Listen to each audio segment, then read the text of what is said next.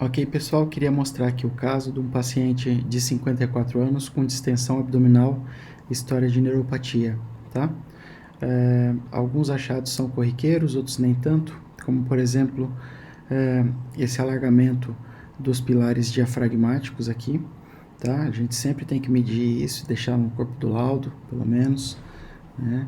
Os pilares diafragmáticos eles podem medir até 13 milímetros, acima disso a gente chama de alargado, né? A gente chama de hernia hiatal, ainda que não tenha protrusão do estômago através, né? Esse alargamento já é considerado hernia hiatal, ok? Nesse paciente em questão aqui, ó, a gente vê que tem uma sonda no trato digestório, né? E ela termina aqui dentro do estômago e depois a gente vê aqui uma sonda de gastrostomia, tá? Lembrar que não só pela localização, mas pela presença do balonete, a gente diferencia a sonda de gastro da sonda de jejunostomia. Normalmente a sonda de jejunostomia ela tem um trajeto mais tunelizado dentro do jejum, quando a gente vê.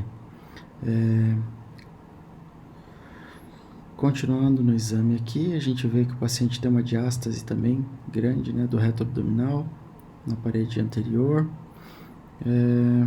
Um pouco de extensão gasosa de segmentos colônicos, né? Um pouco de gás de Delgado também, mas o que chama atenção é mais os segmentos colônicos. E quando a gente desce aqui na transição final do sigmoide para o reto, a gente vê essa imagem fecaloide, né, hiperdensa, com aspecto de miolo de pão, né, que é um grande fecaloma aqui no reto, tá? Paciente, então, neuropata com distensão abdominal. Um dos principais diferenciais que a gente pensa realmente é de um fecaloma, tá? Porque o hábito intestinal regular, ele é controlado principalmente por 3 fatores. O primeiro é a movimentação, o segundo é a ingesta hídrica, né, o grau de hidratação do paciente, e o terceiro é a dieta rica em fibras. Tá? Muitas vezes esses pacientes eles costumam ter uma dieta um pouco mais controlada aí, por conta até da dificuldade de esvaziamento, né? Então, às vezes eles têm uma dieta rica em fibras e tal, mas a ingesta hídrica deles costuma ser deficiente, a quantidade de ingesta, né?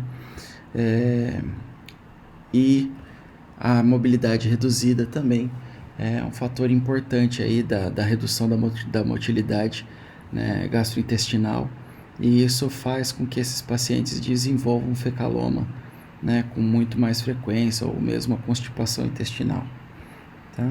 Então esse aspecto é clássico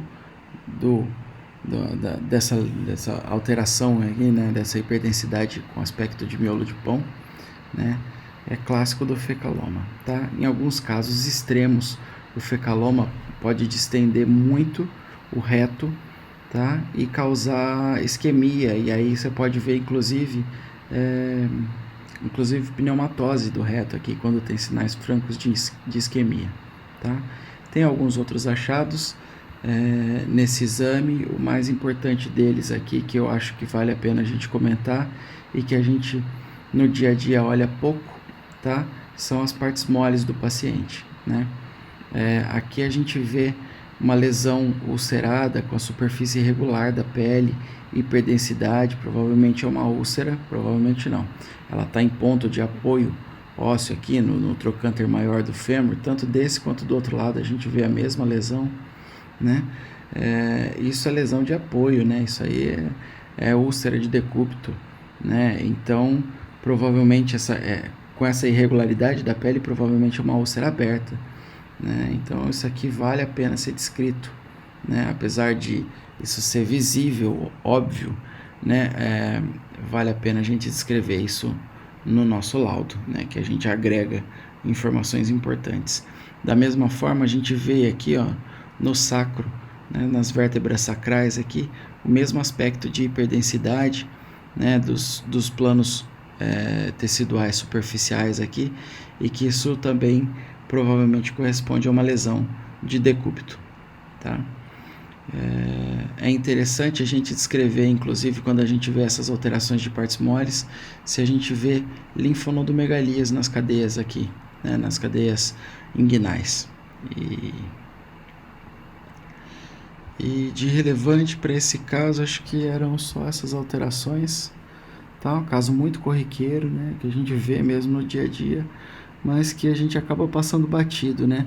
É interessante a gente descrever também com bastante atenção como é que está o tecido ósseo adjacente a essas áreas de lesão tecidual, tá? Porque muitas vezes a gente tem exposição óssea, muitas vezes nesses pacientes a gente acaba tendo algum grau de osteomielite e a gente já consegue perceber isso, né, pela tomografia. Então é interessante a gente escrever quando tem algum grau associado. Por exemplo, aqui a gente vê um fragmento ósseo que eventualmente, né, pode ser um fragmento excluso aí, tá? Então a hiperdensidade óssea, né, esclerose óssea e aquele fragmento excluso já faz a gente pensar realmente no diferencial de osteomielite aqui, tá? Acho que é isso que eu queria mostrar para vocês agora com esse caso. E se você gostou, dá o seu joinha, clica no canal e segue a gente para mais vídeos.